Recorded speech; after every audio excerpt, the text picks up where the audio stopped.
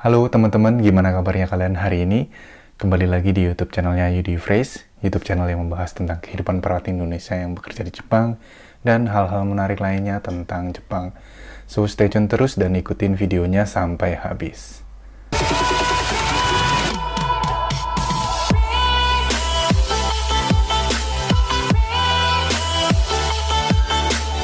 Oke teman-teman, kali ini aku mau bikin short video aja, nggak terlalu panjang karena yang sebelum-sebelumnya videonya kepanjangan banget dan nggak terlalu menarik jadinya. Jadi kali ini aku mau shokai atau memberitahu ke teman-teman semua salah satu aplikasi untuk belajar bahasa Jepang. Mungkin di antara teman-teman ada yang udah bisa bahasa Jepang atau mungkin yang masih belajar bahasa Jepang juga boleh pakai aplikasi ini.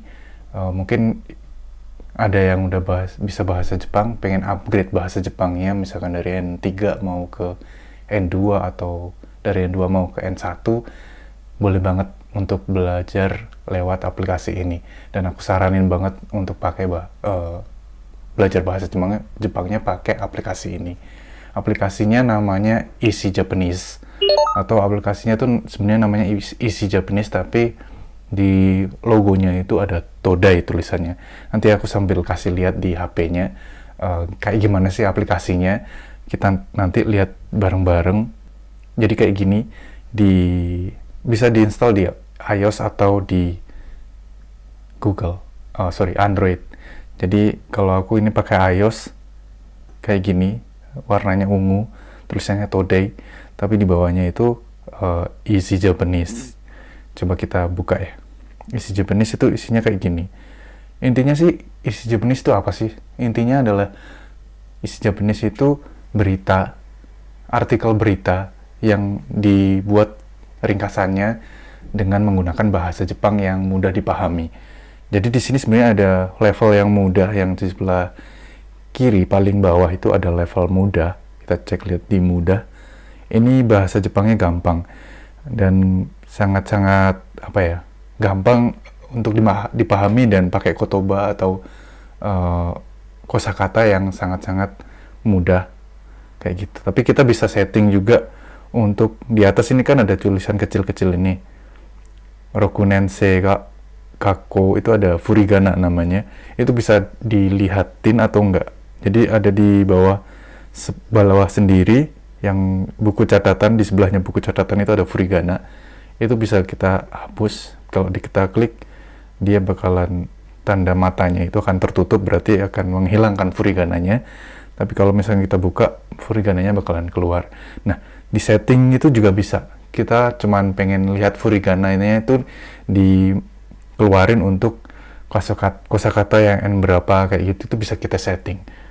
Oke, kita coba lihat bareng-bareng di settingnya. Klik yang paling atas di sebelah kanan, setting, kemudian di pengaturan, kemudian tampilkan furigana. Itu kalau di on kan jadinya ada furigananya, cuman kalau kita off kan nanti nggak keluar furigananya kayak gini. Nah, kembali lagi ke pengaturan, kita tampilkan furigananya yang N1 misalkan. Nah, nanti yang keluar hanya furigana yang kosakata di N1 seperti itu. Nah, itu tadi pengaturannya banyak banget. Kalian bisa juga lihat di mode malam jadi hitam, terus ada sorotan, misalkan pengen di bawah garis bawain yang kotoba N1 misalkan. Kita coba lihat kalau di mudah ini mungkin nggak terlalu banyak pakai N1. Oh, kayak gini ada yang di garis bawain itu masuk ke kotoba N1. Nah, menariknya ini kalau misalkan kita doshu, yang tulisannya doshu, ini bacanya doshu. Kita coba tekan di sini. Nah, ini bisa tekan lama di sini bakalan keluar nih.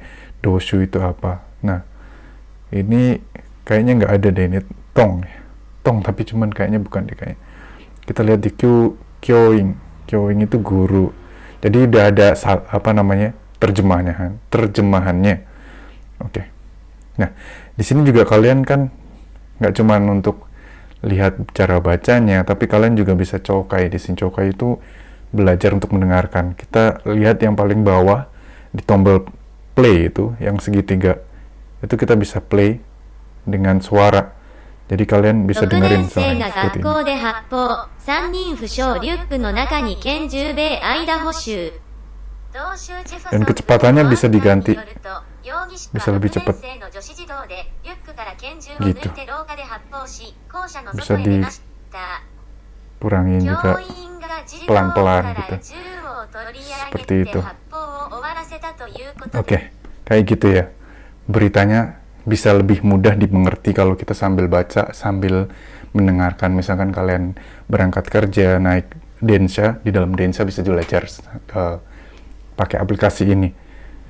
Oke, kita balik lagi back, dan di situ sebenarnya kita bisa ganti suaranya nih teman-teman. Misalkan ini kita klik yang gambar earphone, headset yang di atas itu, kita ganti suaranya. Misalkan cewek atau cowok bisa.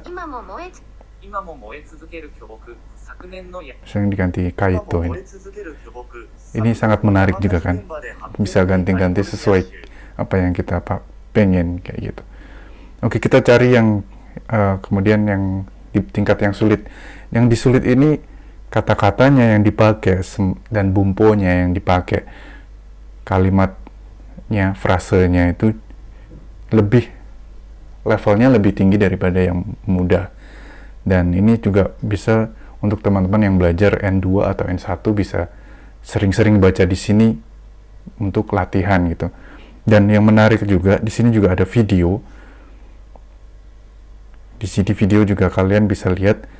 Di sini videonya ada Jimaku namanya. Jimaku itu kayak subtitlenya gitu. Nanti kita bisa lihat video sambil belajar bahasa Jepang. Cuman kita nggak bisa play karena nanti ada copyrightnya.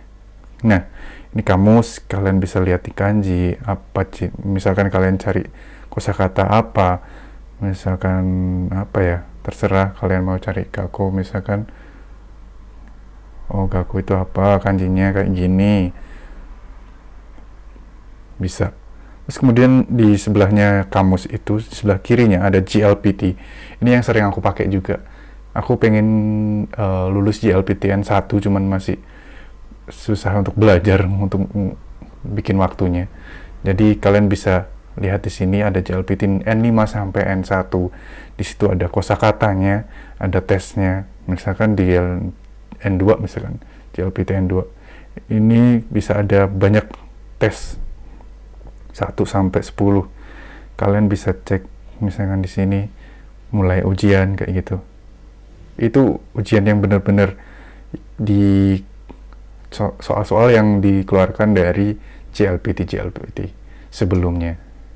Jadi soalnya sangat-sangat apa ya, bagus untuk kalian latihan. Nanti kalian kalau misalkan bisa sampai selesai bakalan keluar kayak gini, kayak apa namanya, sertifikat keren itu. Terus kita juga bisa lihat di kata JLPT ini adalah kosakata. Misalkan kita buka di N2. Nah, di sini juga kalian bisa untuk menghafalkan kata-kata kosakata di N2, kalian bisa explore di sini, ada kartu flashnya. Kalian misalkan kalau nggak bisa baca, kita tinggal klik di sini. Bonchi itu cekungan, misalkan. Next, kita tinggal swipe gitu aja, atau kita klik. Ini bacanya nggak tahu, misalkan Maido itu tiap kali, selalu, selamanya, kayak gitu.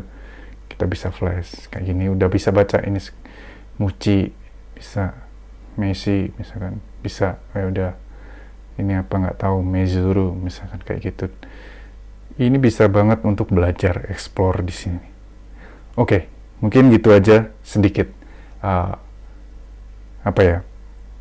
saran untuk teman-teman yang mungkin pengen belajar gampang dan bisa di mana aja belajarnya, nggak harus bawa buku.